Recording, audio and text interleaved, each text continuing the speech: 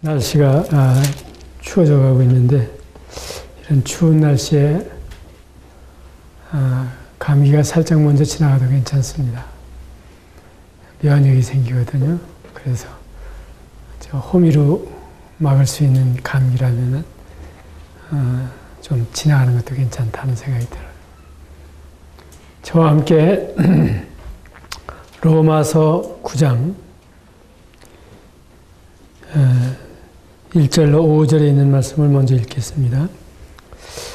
내가 그리스도 안에서 참말을 하고 거짓말을 아니하노라. 나에게 큰 근심이 있는 것과 마음에 그치지 않는 고통이 있는 것을 내 양심이 성령 안에서 나와 더불어 증언하노니 나의 형제 곧 골육의 친척을 위하여 내 자신이 저주를 받아 그리스도에게서 끊어질지라도 원하는 바로라. 그들은 이스라엘 사람이라. 그들에게는 양자됨과 영광과 언약들과 율법을 세우신 것과 예배와 약속들이 있고 조상들도 그들의 것이요 육신으로 하면 그리스도가 그들에게서 나셨으니 그는 만물 위에 계셔서 세세 찬양을 받으실 하나님이시니라. 아멘. 지난 시간에 우리가 사도 바울의 동족을 사랑하는 심정을 살펴봤습니다. 우리는 가장 가까운 사람부터 사랑하기 시작하는데 이것은 대단히 정상적입니다.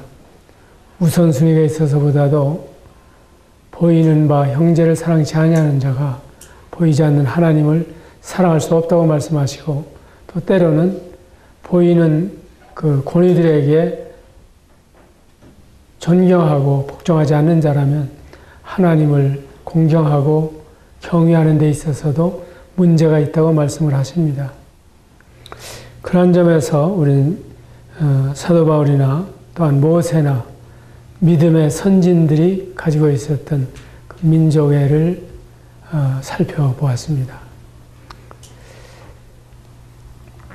그런데 4절 이하에 이스라엘 백성에게 주신 특권을 볼 수가 있습니다. 이 양자됨이라고 하는 말씀, 사실 하나님은 독생자를 통해서 많은 아들들을 얻기를 원하셨어요. 자녀들을 얻기를 원하셨죠. 어느 할머니가 믿는 자마다 영생을 얻는다고 하는 복음을 여러 번 들었는데도 그 사실을 믿으려 하지 않았습니다. 그런데 어느 날 자녀를 포함해서 이야기하는 아들들이 되게 하셨다는 이런 말씀을 자녀로 읽어드리니까 그제서 믿었다고 하는 이야기를 들었어요. 성경에 보면 형제들아 하는 말씀을 볼 수가 있죠. 또한 아들들을 되게 하셨다 이런 말씀들을 볼 수가 있는데 이런 경우에 아들만 가르치는 것이 아니라 아들 속에 딸도 포함되어 있고 형제 속에 자매가 포함되어 있고 그 사람이라고 하는 말에 남자를 가리켜서 이야기하는 경우가 있는데 그렇다 할지라도 여자도 포함되어 있다고 하는 사실을 이해하는 것이 좋겠어요. 양자도 되고 양녀도 되겠죠. 그러니까 이런 표현입니다. 주님께서는 이스라엘은 내 아들 내 장자라 이런 말씀을 볼 수가 있습니다. 그런가 하면 이 이스라엘에게는 영광과 그들은 하나님의 위엄과 하나님다우심을 여러 번 체험한 사람들입니다. 유월절이라든지 홍해라든지 또 요단강을 건너서 가나안을 정복하는 경우라든지 태양을 멈추게 하시고 그들의 승리를 안겨주시고 또 엘리야 시대에도 많은 이사와 기적을 통해서 하나님의 능하심을 드러내셨습니다. 그 다음에 언약들을 말씀해 주시고 있는데 이 언약은 바로 이스라엘에게 있어서 하나님이 말씀하신 대로 이루지 못할 이유가 없으십니다. 왜냐하면 하나님의 속성 자체가 그러시고 하나님의 능력이 있으시기 때문에 언약을 지키지 못할 아무런 이유가 없다고 하는 것을 보게 됩니다. 에덴 동산에서도 이 선악을 알게 하는 나무의 열매를 먹지 말라고 말씀하시고 그것을 먹는 날엔 정령 죽으리라고 약속을 하셨습니다. 그런가 하면은 그 이후에 그들과 여러 차례 언약을 맺었는데 아브라함과도 언약을 주시고 다윗과도 언약을 맺으시고 또 팔레스타인 땅에 대해서도 주님이 약속을 하시고 이러한 약속들을 통해서 하나님은 시간의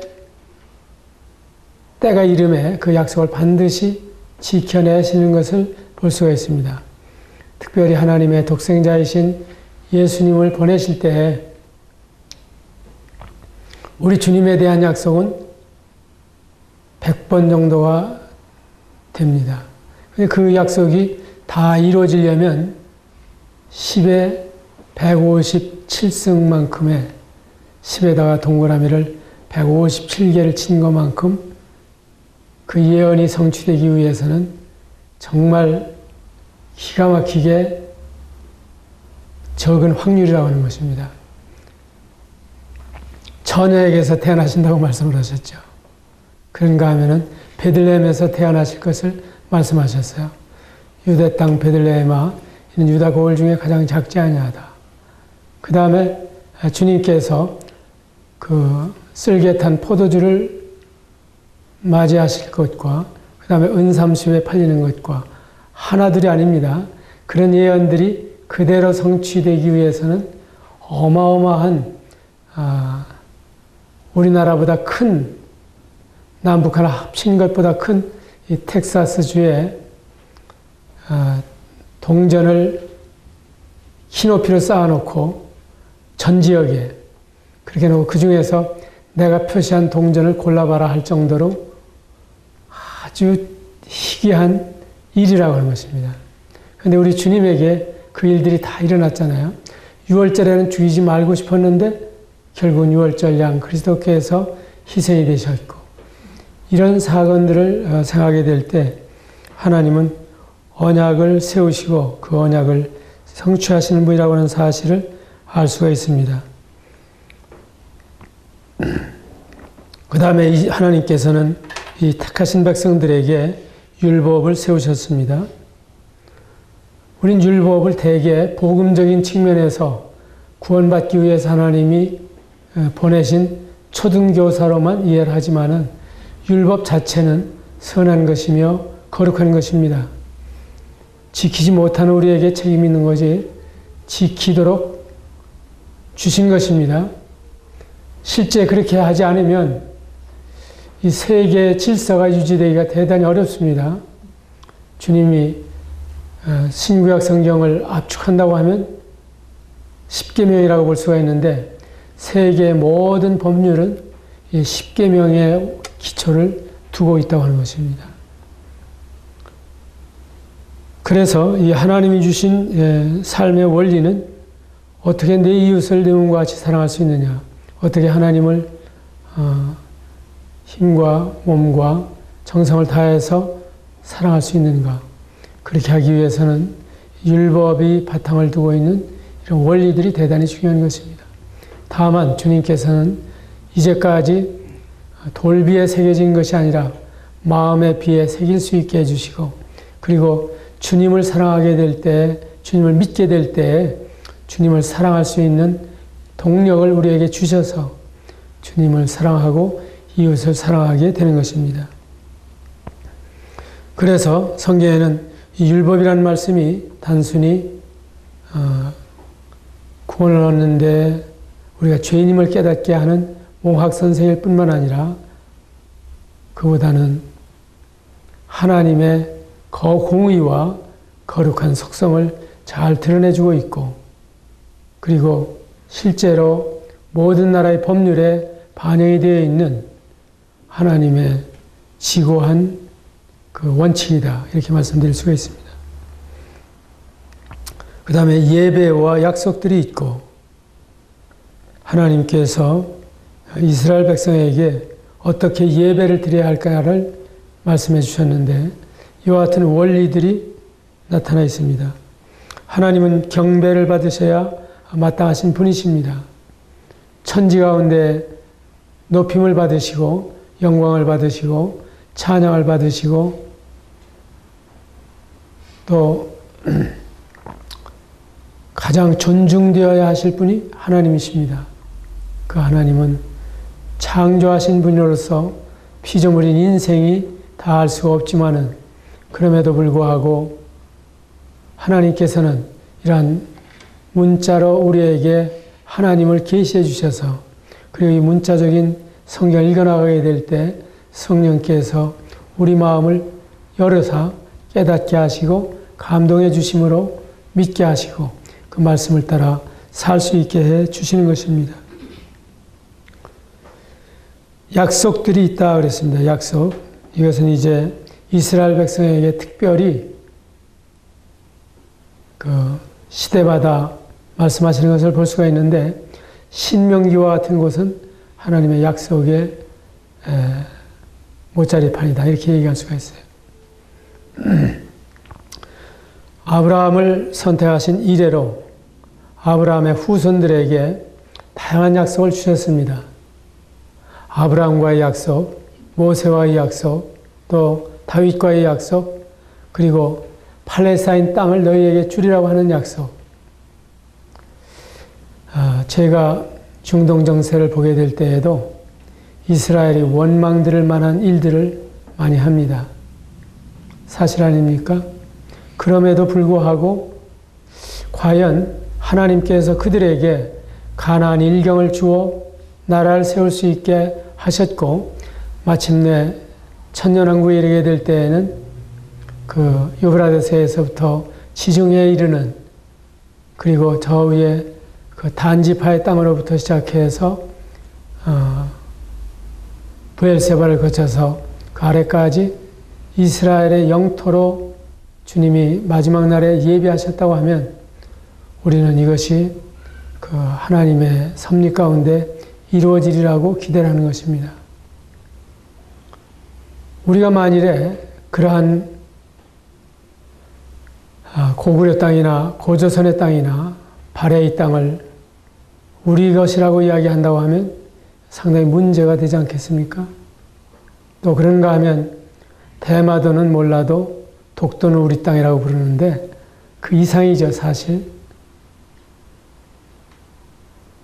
이 국가라고 하는 것은 대의 명분만 있으면 부도덕한 일을 서슴지 않습니다.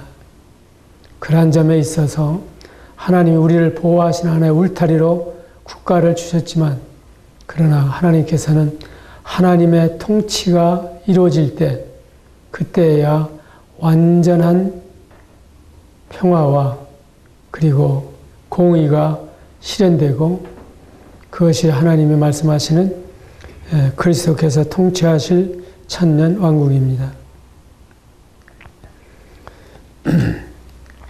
여러 가지 약속들을 이들에게 주셨는데 고토에 대한 약속도 주셨고 또 그 백성을 가리켜서 선민 또는 성민이라고 불려집니다. 선민은 여러 민족 가운데에서 특별히 인구도 많지 않은 이스라엘을 하나님이 인류를 다루시는 하나의 표본으로 삼으셨다는 뜻입니다.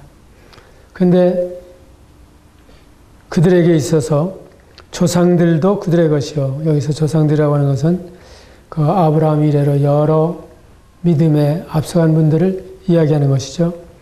육신으로 하면 그리스도가 그들에게서 나셨으니 마리아의 계보와 요셉의 계보를 누가복음과 마태복음에서 보게 되면은 참으로 주님께서 아브라함은 물론이요 아담까지 올라가는 누가의 족보와 또한 마태복음에서 아브라함과 다윗의 자손, 다윗과 아브라함의 자손, 예수 그리스도라고 말씀하신 그 계보 속에 하나님께서는 메시아를 보내실 것으로 약속을 하셨습니다. 이런 것을 보게 될 때 육신으로 하면 그리스도가 그들에게서 나셨다. 하나님의 아들이 인간의 태를 빌려서 인간의 모습으로 오셨고 또한 참 인자로서 그에게 하나님의 뜻을 이루시는 모든 일에 빈틈없이 역사하신 것을 우리가 보게 됩니다. 그래서 예수님은 만물 위에 계셔서 세세 찬양을 받으실 하나님이십니다. 그런데 6절에 보게 되면 하나님의 말씀이 폐하여진 것 같지 않도다. 왜냐하면 이스라엘에게서 난 그들이 다 이스라엘이 아니요 또한 아브라함의 씨가 다 그의 자녀가 아니라 오직 이삭으로부터 난 자라야 내 씨라 불리리라 하셨으니 곧 육신의 자녀가 하나님의 자녀가 아니요 오직 약속의 자녀가 씨로 여기심을 받느니라. 약속의 말씀은 이것이니 명년 이때에 내가 이르리니 사라에게 아들이 있으리라 하심이라. 하나님께서 이럴 때 특별히 아브라함의 후예들은 이스마엘도 될 수가 있고 또 그 후처를 취했던 경우도 볼 수가 있습니다. 그래서 많은 자녀들이 아브라함을 통해서 태어났는데 그럼에도 불구하고 하나님의 약속은 이 아브라함과 이삭 그리고 야곱에게 있었다고 하는 사실입니다. 어쩌면 그 10절에서 말씀하고 있는 이삭 한 사람으로 말미암아 임신하였는데 그 자식들이 아직도 나지도 아니하고 무슨 선이나 악을 행하지 아니한 때에는 택하심을 따라되는 하나님의 뜻이 행위로 말미암지 않고 오직 부르시는 이로 말미암아 서게 하려 하사 리브가에게 이르시되 큰 자가 어린 자를 섬기리라 하셨나니 기록된 바 내가 야곱은 사랑하고 에서는 미워하였다 하신 것 같다. 두 가지 예를 지금 들고 있습니다. 하나는 아브라함의 씨, 또 하나는 하나님이 이 선택의 골목을 몰아가고 있는데 그 중에서 에서가 아니라 야곱. 이것은 하나님의 절대 주권에 속하는 문제이기 때문에 사람들이 침범할 수 없는 영역입니다. 그런 에서의 성향은 어떠했는가? 그는 장자의 명분을 경홀히 여겼다고 성경은 말씀해 주십니다. 그리고 이제 그 야곱이라고 부르던 이 야곱을 하나님과 겨루어서 이겼다고 하는 이름으로 이스라엘이라 주셨는데 나중에 이스라엘이 남북으로 분열되면서 북왕국은 이스라엘로 남고 남왕국은 유다라고 불렸습니다. 유다 지파가 주동이 되고 그리고 그 영역을 차지하고 있었기 때문이죠. 그래서 오늘날에도 유태인 하는데 그것이 바로 이스라엘의 다른 이름이죠.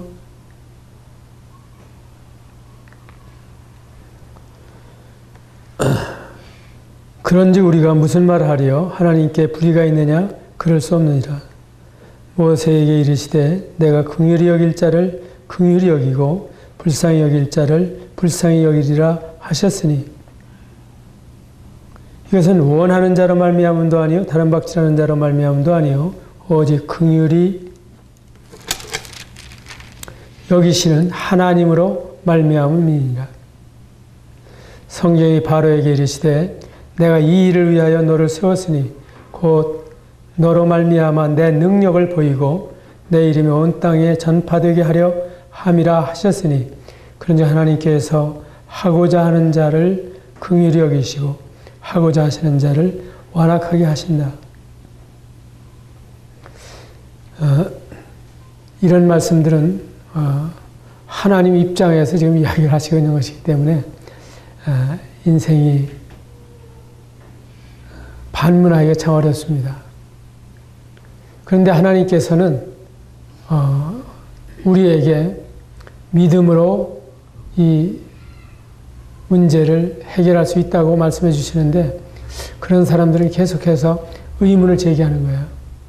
하나님이 택하셨으면 나는 하늘나라에 갈 것이고 그 다음에 하나님이 택하시지 않았다고 하면 평생 고생을 해도 이 문제는 해결되지 않을 것이다. 그러나 믿음은 들음에서 나며 들음은 그리스도의 말씀으로 말미암는다고 하신 대로 여전히 하나님께서는 그 하나님의 선택의 원리를 인생에게 물으실 때에는 믿음이 있는가로 물으시는 것입니다.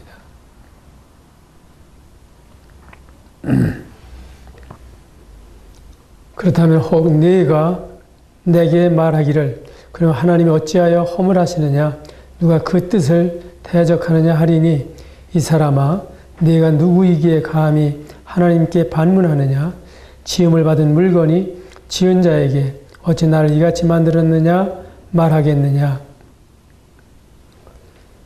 여기에서 이제 우리가 지금 마음속에 묻어두고 있었던 질문을 주님이 끌어내십니다. 그래서 우리가 반문할 수 있는 내용들이 차근차근 전개가 됩니다. 21절 토기장이가 진흙 한 덩이로 하나는 귀 있을 그릇을 하나는 천 있을 것을 만들 권한이 없겠느냐. 만일 하나님이 그의 진노를 보이시고 그의 능력을 알게 하고자 하여 멸하기로 준비된 진노의 그릇을 오래 참으심으로 관용하시고 또한 영광 받기로 예비하신 바 긍휼의 그릇에 대하여 그 영광의 풍성함을 알게 하고자 하셨을지라도 무슨 말을 하리요. 이 그릇은 우리니 곧 유대인 중에서뿐만 아니라 이방인 중에서도 부르신 자니라. 그래서 하나님께서는 아브라함을 택하실 때 어떤 특별한 임무를 부여하신 것입니다.